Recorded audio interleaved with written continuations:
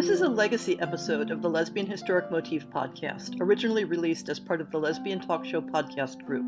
Some references may be obsolete. The show looks at lesbian-relevant themes in history and literature, has interviews and discussions about current historical fiction with queer female characters, including fantastic versions of the past, and presents new original historical fiction for your enjoyment.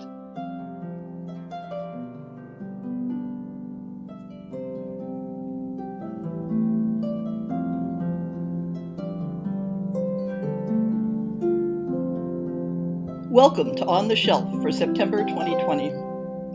There are some significant changes coming for the Lesbian Historic Motif podcast. As of January, we're leaving the nest at the Tilt podcast group and going independent.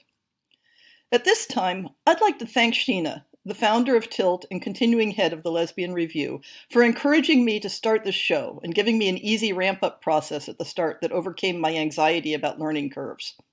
I can honestly say that it's unlikely I would have started the podcast without having the supportive environment of Tilt as a place to do it.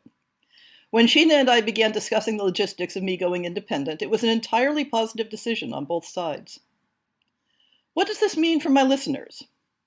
In order to make the transition easier, for the last couple months of this year, I'll be releasing episodes in parallel, both through Tilt and through the new LHMP channel. Don't worry, you'll get regular reminders to switch your subscription if you listen through one of the podcast apps. Wouldn't want you to miss a show. And what about the existing 4 years' worth of programming? I'm remastering the shows as legacy episodes, with new introductions and changing the links from the website. My intent is to have all the existing material continue to be available. These re-released episodes will be numbered sequentially rather than using the complex letter and number format. I'll also be taking the opportunity to reorganize the show a bit. Rather than a weekly schedule, starting in January, I'll be podcasting twice a month on the first and third Saturdays, plus, of course, the fifth Saturday fiction episodes as before. Each month we'll have an on-the-shelf episode with a slightly scaled-back version of the current topics, plus optional author interviews, book appreciation, and other publishing-related content. Then, in the second half of the month, I'll do an essay topic. This will give me more flexibility and a bit less risk of burnout. If you have strong ideas about what you want to keep in the new revised Lesbian Historic Motif podcast, this is an excellent time to make suggestions and provide feedback. And, of course, on fifth Saturdays, we'll have original fiction. I'll be taking submissions for the 2021 series in January, so check out the call for submissions on the website if you're thinking of writing something for us. One consequence of this change is that the LHMP Patreon is going to have more of a practical function. I'll be paying for my own hosting rather than being included under the Tilt hosting, and it would be lovely if listeners show how much they value the show by pledging enough to cover that expense. I will not be trying to monetize the show through ads. Not really a practical idea anyway, since it's a pretty small potatoes in today's podcast market. Your support, both by plugging the show and if you feel able to make a Patreon pledge, mean a lot to me. There are a couple other minor changes. The Lesbian Historic Motif Project now has its own Twitter account, @LesbianMotif, so I can do a lot more promotion of the blog and podcast there without spamming my personal account so much. And having been introduced to the Discord platform for social media, I've set up a Discord server for fans of the LHMP and of my fiction. It will be a place to chat and ask questions in a community of like-minded people, and I hope to do some live events there as well. If you'd like an invitation, contact me through any of my usual social media, which are linked in the show notes, as always. The blog has finally finished posting all the articles I set up at the beginning of this year.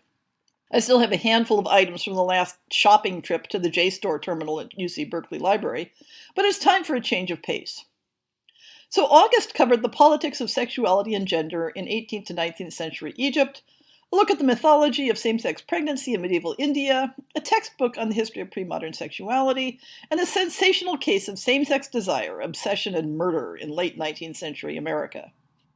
In September, I'm going to start tackling 4 books that all look at the overlap of friendship, romance, and desire between women, starting from the 17th century. These are all substantial books, so I probably won't be doing one a week.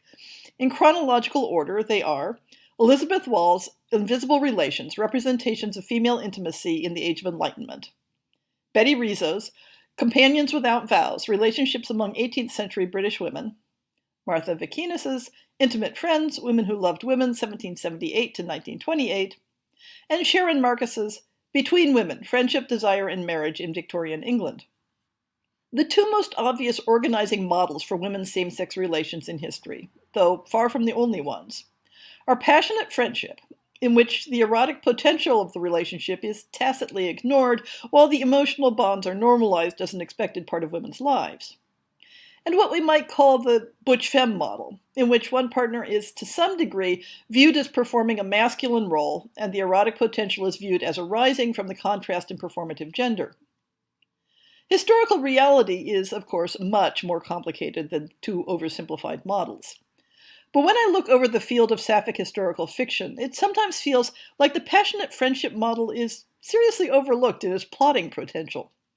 So it'll be interesting to trace the themes across the last 4 centuries in these in-depth studies. At the time I'm writing this, I don't have an author guest lined up yet this month, though I have hopes that I might pull one out of a hat. To align with the upcoming blog theme, this month's essay will return to biographical topics and look at 17th century English poet Catherine Phillips. What did her contemporaries intend when they compared her to Sappho? We'll take a look at the themes of passionate female friendship in her life and poetry. The recent, new, and forthcoming books have picked up a bit this month. I found one August book I haven't mentioned before, which puts an unusual twist on familiar tropes. Gray Dawn, A Tale of Abolition and Union by Nairi A. Bakalian from Balance of Seven starts out looking like a typical American Civil War romance involving gender disguise, and then it takes a turn into time travel. The year is 1862. Driven by a leading from the spirit, Chloe Parker Stanton leaves the woman she loves to enlist in the Union Army and fight for abolition in war, as she has in the streets of Philadelphia. At home, her lover, Lee Hunter, eagerly awaits Chloe's letters, anxious to hear of her survival without discovery, for women are not allowed to wear the Union blue. 3 days after Gettysburg comes the news. The 17th Pennsylvania Cavalry has survived, but Chloe Stanton is missing, presumed dead. The year is 2020. Sergeant First Class Lee Hunter came of age during her 17-year stint in uniform. Since childhood, she'd been drawn to the Army in search of something, all the while fighting her inner truth as a trans woman. After her final combat tour, Lee left the military a decorated combat veteran and finally transitioned. She was quickly recruited by the Joint Temporal Integrity Commission, a new secretive government agency tasked with intercepting temporal refugees and integrating them into present-day society. 2 years after joining the JTIC, Lee is entrusted with a special assignment: personal custody of a Pennsylvania cavalry soldier from 3 days after Gettysburg. Her name? Chloe Parker Stanton. Gray Dawn is a tale of war, abolition, union, and women who forge ties that carry them from one life into the next. When the gray dawn breaks on a new era and a new cause, who can you trust to fight beside you? The first 2 September books fall comfortably in the lesbian romance genre, starting with the erotic romance Barbed Wire, self-published by Aaron Wade. Set in West Texas, where cattle and oil were king and men were masters of their fate, a woman didn't have a chance of making it in the straight-shooting, fast-riding, hard-drinking world of the Texas cowboy. Or did she? A novel about a love so forbidden it wasn't even whispered. A heroine so unlikely she wasn't believed. This novel scorches the Texas Badlands and runs over hearts like a herd of Texas longhorns. We also have the second book in Lucy Dreamer's self-published Heart series, Heart Sings. The cover copy rather assumes that you're familiar with the first book in the series, which regular listeners are because Lucy came onto the show to talk about it. What happens when someone from Thomas's past threatens her and her family's future? When the Millers begin a new chapter in their lives, not even a year in the harsh environment of the Klondike could have prepared them for the types of obstacles they'll face. Thomas and Rachel will need to rely on their bond like never before to overcome the threat neither saw coming. Will they be strong enough to weather the storm? And can they trust each other to make the right decisions for their family, even if it will end in heartbreak? The Testimony of Alice Twist by Susanna Dunn from Little Brown Books is something of a surprise, a book with sapphic themes from an established historical novelist at a major publisher. This is definitely going to go on my hope I find time to read this list. That is, it goes on my list when it gets a US release. Looks like it's only UK and Commonwealth to start with. Hope I still remember I want it when it's available.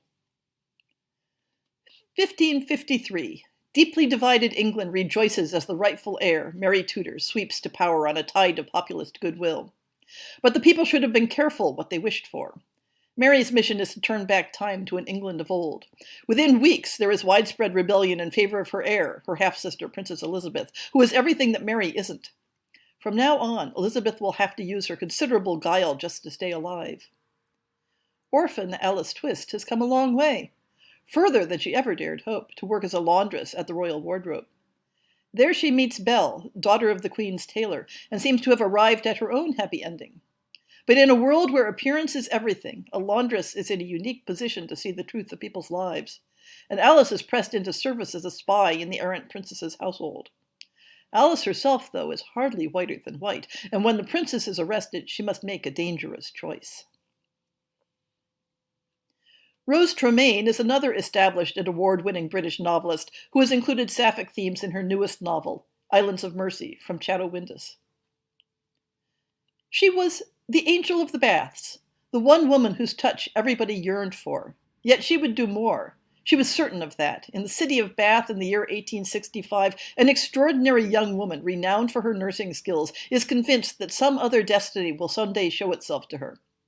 But when she finds herself torn between a dangerous affair with a female lover and the promise of a conventional marriage to an apparently respectable doctor, her desires begin to lead her towards a future she had never imagined.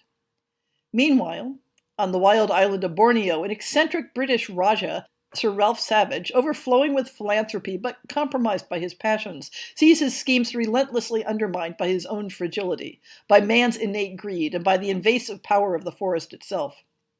Jane's quest for an altered life and Sir Ralph's endeavors become locked together as the story journeys across the globe, from the confines of an English tea room to the rainforests of a tropical island, via the slums of Dublin and the transgressive fancy-dress boutiques of Paris. Disha Filyau's short story collection, The Secret Lives of Church Ladies, from West Virginia University Press, tells stories of how religious conflict and hypocrisy affect the lives of African American women, including at least a couple of queer characters. The Secret Lives of Church Ladies explores the raw and tender places where Black women and girls dare to follow their desires and pursue a momentary reprieve from being good.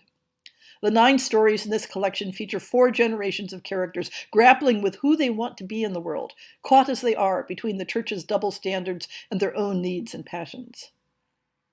Testimony, by Paula Martinac from Bywater Books, tackles the volatile and hazardous world of mid-20th century academia. In rural Virginia, in 1958, history professor Jen Ryder has just secured tenure at Baines College, a private school for white women. With 2 strikes against her, she's a woman in a man's field, and she's a race traitor who teaches Negro history. Jen has accomplished the near impossible and should be celebrating. Instead, she's mourning the breakup of a long-distance relationship with another woman, a romance she has tightly guarded, even from her straight female mentor. Danger hits close to home when a nearby men's college uncovers a homosexual circle involving its faculty, staff, and students. Suspicion spreads across the 2 campuses, threatening Jen and her friend Fenton, the gay theater director at Baines. When a neighbor spies Jen kissing a woman in her own home, hearings into moral turpitude at the college catch her in a McCarthy-like web. With both her private life and her teaching methods under scrutiny, Jen faces an agonizing choice. Which does she value more, her career or her right to privacy? I sometimes think I should skip the coda where I talk about what I'm reading, because my reading slump is getting more and more embarrassing. Though I have started a Beat the Heat program of spending evenings out and back in my hammock reading a real physical book, The Time Traveler's Guide to Restoration England. I've also ventured into some audiobooks, both fiction and non, and finished Seanan McGuire's Every Heart a Doorway, about a boarding school for children cast out of the portal fantasy worlds they found a home in.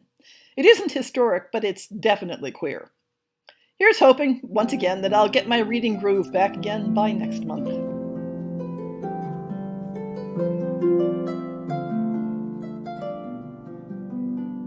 I hope you've enjoyed this episode of the Lesbian Historic Motif Podcast. See the show notes for links to people and topics. Most shows will have a transcript linked as well. If you have a book announcement, a topic suggestion, or might like to appear on the show, please drop me an email. If you enjoyed this podcast, please rate it and subscribe on your favorite podcast app, and consider supporting our Patreon.